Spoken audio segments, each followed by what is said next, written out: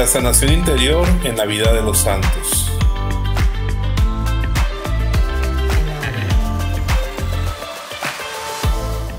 Paz y bien en nuestro Señor Jesucristo. Es una alegría estar con ustedes otra vez. Hoy tenemos un tema bien interesante.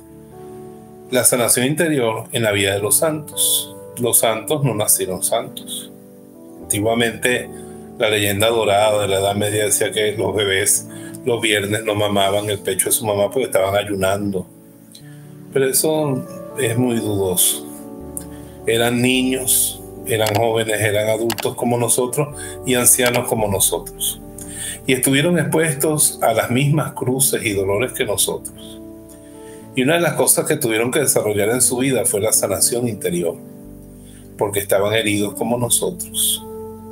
Yo quisiera en este programa compartir con ustedes sobre algunos casos de sanación interior en la vida de los santos. La más emblemática de todas es Santa Teresita del Niño Jesús, que tendría que haber sido una muchacha con problemas mentales, porque lo llegó a desarrollar en su infancia. ¿Y cuál fue la razón? Un problema con la figura materna. Teresita nace de una madre enferma, débil, y apenas nace la tienen que dejar en el campo con una señora, creo que se llamaba Rosa, que la amamantaba, era su madre de leche. Pero al mismo tiempo la visitaba su mamá, Santa Celia, que es una santa, enfermiza, débil. Y al final, cuando llega donde Celia y se queda con Celia, hay un desgarro allí. Y cuando Celia se muere, hay otro desgarro. Queda en manos de su hermana mayor, que cuando se mete al convento de Carmelita, hay otro desgarro y queda en manos de la siguiente y otro desgarro. Entonces ya Teresita, ella misma dice en su autobiografía que el demonio también aprovechó eso, porque el demonio nos tienta, nos oprime, nos humilla cuando hay heridas interiores. Pues Teresita empieza a tener convulsiones, actitudes raras, y eran unas crisis espantosas. Entonces recurren a la Virgen María, y su familia hace una novena a la Virgen de la Victoria en Francia. Y la mamá de Teresita tenía una imagen de la Milagrosa, y se llama ahora la Virgen de la Sonrisa, porque Teresita en la crisis vio a la Virgen que le sonreía. Jesús, una palabra tuya bastará para sanarme. María, una sonrisa tuya bastará para sanarme. Y eso ella la curó tremendamente, se acabaron las crisis, pero quedó susceptible. Era una niña de mírame y no me toques. Las heridas, el abandono, la soledad, habían producido en ella una hipersensibilidad. ¿No le pasó a usted lo mismo? Pues ella, una Navidad, volvieron de la misa y al papá se le olvidó meter los regalos en los calcetines de ella y de su hermana. Y la hermana le dice al papá bajito, mira, pusiste los regalos en los calcetines. Y Teresita está subiendo la escalera cuando el papá dice, ya está vieja todavía con esas cosas, gracias a que está en el último año de eso. Y eso era más que suficiente para que Teresita hubiera tenido un reventón de llanto, de amargura, de una crisis, de susceptibilidad. Pero Teresita se fue a su cuarto y dice que se arrodilló frente al Señor y dejó que lo tocara su corazón y lo hiciera fuerte.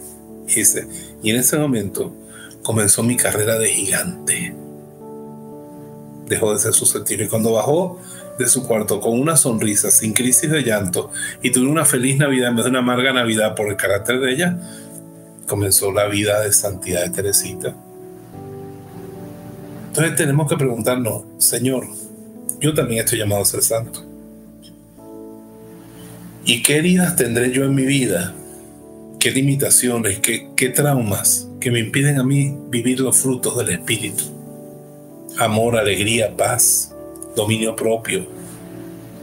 Ahí tenemos, por ejemplo, a San Ignacio de Loyola, un hombre que en una batalla sufre un cañonazo y cuando le arreglan la pierna le dejan el hueso por fuera. Desde entonces fue cojo, tuvieron que llevarlo a la casa, una operación de la que yo sé que no se murió porque Dios tenía grandes planes con él. Tuvieron que abrirle la herida, cerrarle el hueso con una sierra, juntárselo. Y eso en el siglo XVI, sin anestesia, con puro aguardiente. Y apretando una rama con la boca para aguantar el dolor. Y de repente verse cojo, un soldado. ¿Quién quiere un soldado cojo? No puede ni caminar con la tropa, mucho menos va a poder atacar al enemigo. Todo su sueño para el piso. Él se quedó deprimido. Claro que sintió la depresión. Pero no. Él leyó la vida de Cristo en esos días. Y leyó la vida de los santos. Y dejó que el Espíritu Santo se metiera en esa cama de convaleciente. Y en vez de decir no sirvo para nada, soy un inútil, mi vida se acabó, empezó a decir si San Francisco fue pobre, yo puedo ser más pobre. Si Catalina amaba a Dios, yo la puedo amar más que ella.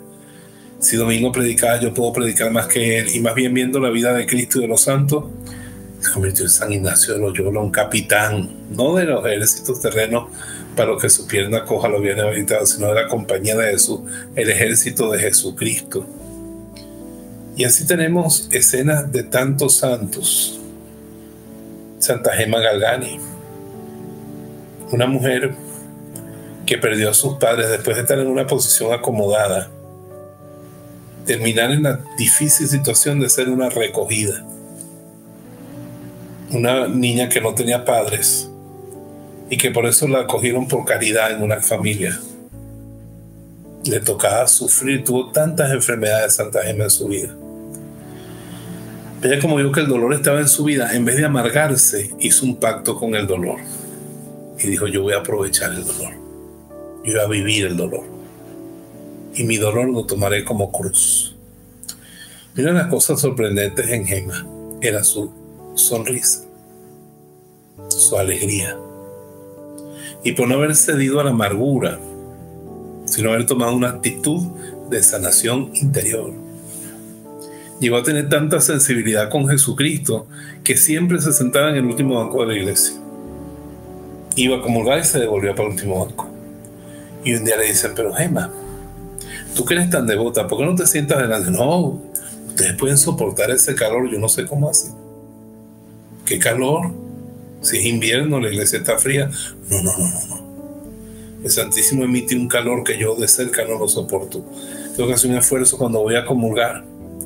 Lo recibo y me voy otra vez lejos del sagrario, porque para allá el sagrario era como un horno de fuego, de calor que emitía esa sensibilidad de vino, de no dejarse dominar por eso. Porque te quiero decir una cosa, a veces esperamos que la sanación interior sea solamente un milagro sobrenatural.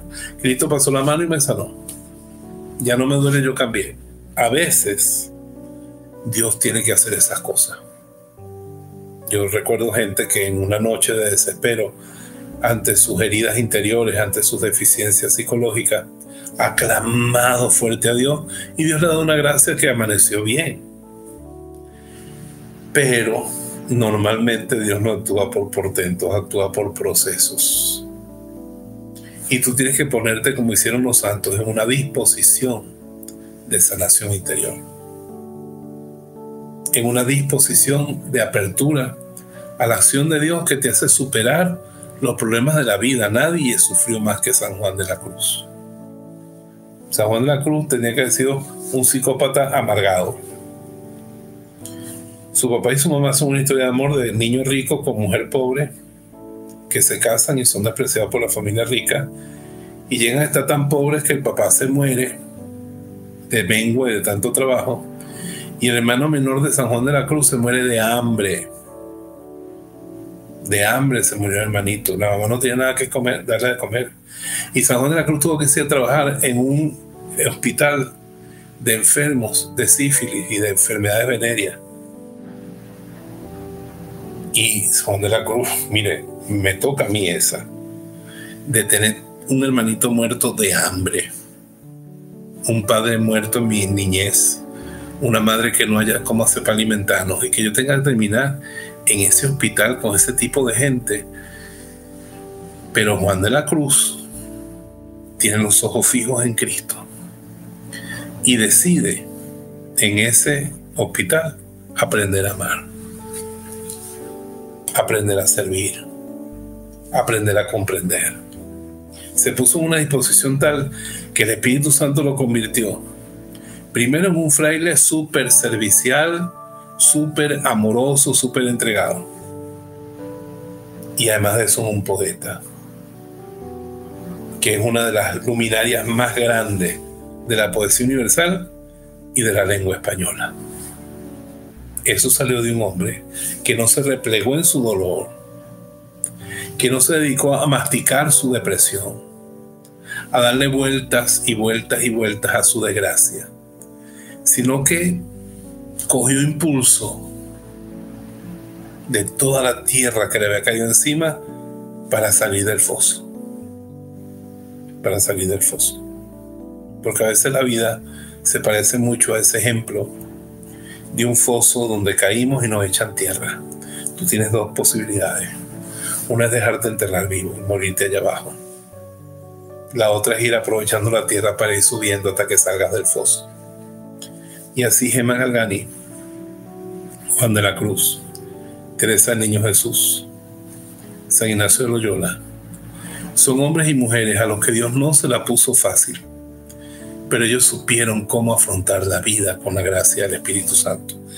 Y la estrella aquí es Santa Vaquita, Santa Fortunata, que nació en África, fue robada en su infancia, alejada de sus padres y puesta como esclava.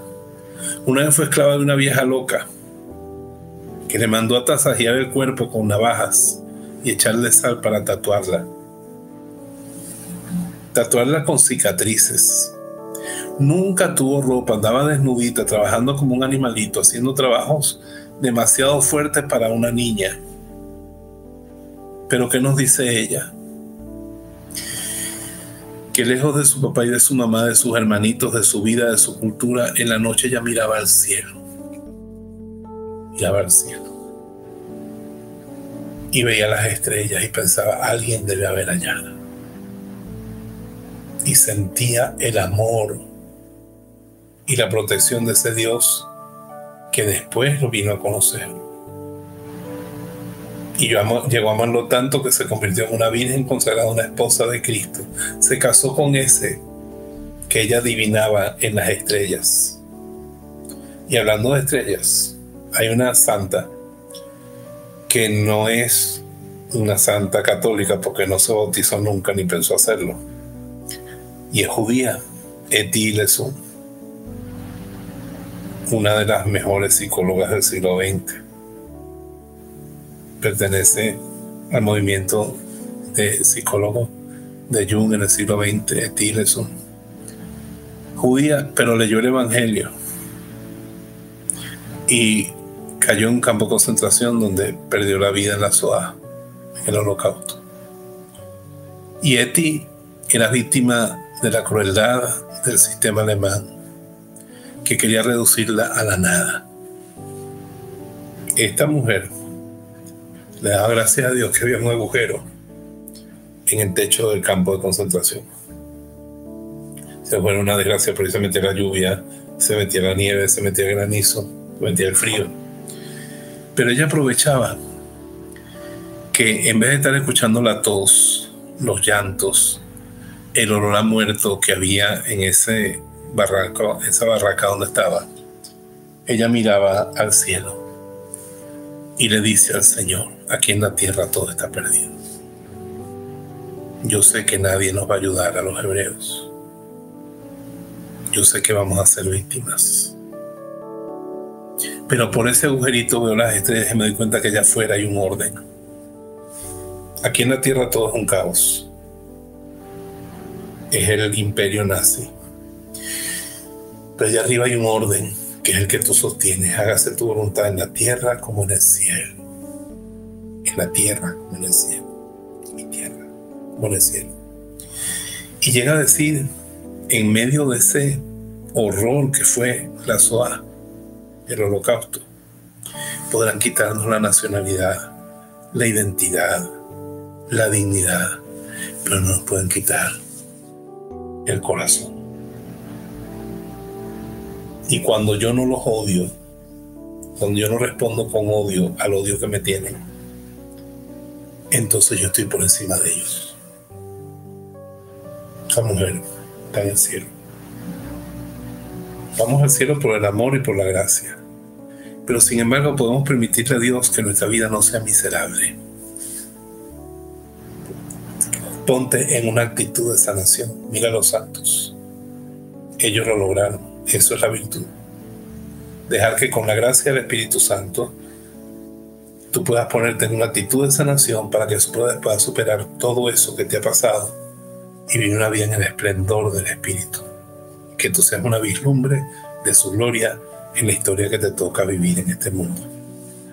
Les dejo eso para que lo reflexionemos y lo hagamos vida en nosotros. Te bendigo en el nombre del Padre, del Hijo y del Espíritu Santo. Suscríbete al canal. Haznos esa gran ayuda. Y busca amigos que se suscriban también para que esta obra de Dios alcance más corazones. Dios te bendiga. Si este mensaje ha bendecido tu vida, suscríbete a nuestro canal, haz clic en el botón me gusta y activa las notificaciones. Ponte en contacto con nosotros a través de cualquiera de las redes sociales que ves en pantalla.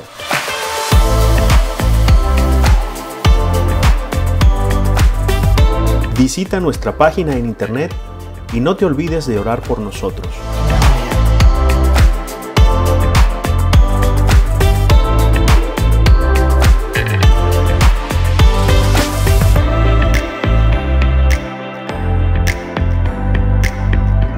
La voz de Jesús.